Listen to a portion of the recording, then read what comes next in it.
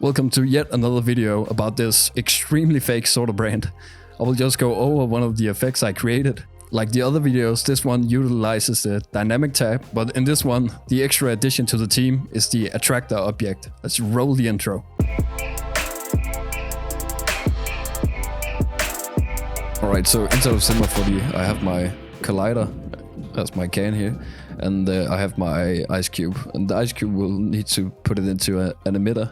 So if you hold down Alt, and we will get the ice cube inside of the emitter. Let's just move the emitter over here, and let's set this to render instance and show objects. And let's just take the speed a bit up to maybe 800.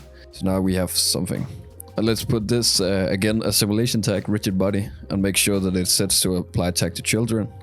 And we'll need this to be a collider body, like that. And now already we have something.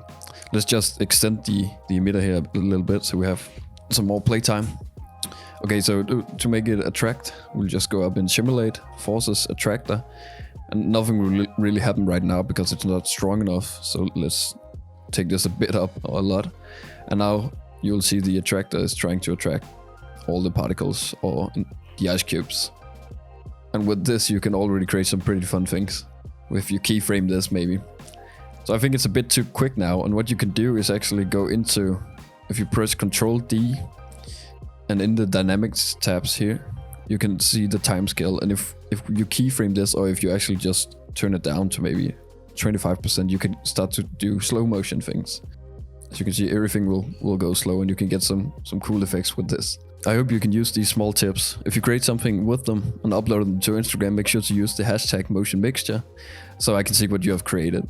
If you want to dig a bit deeper into Cinema 40 or maybe After Effects, I have created a tool on my website, which is a collection of tutorials split into categories. You might find it helpful. Thanks for watching. Make sure to subscribe and stay tuned for the next one. Bye bye.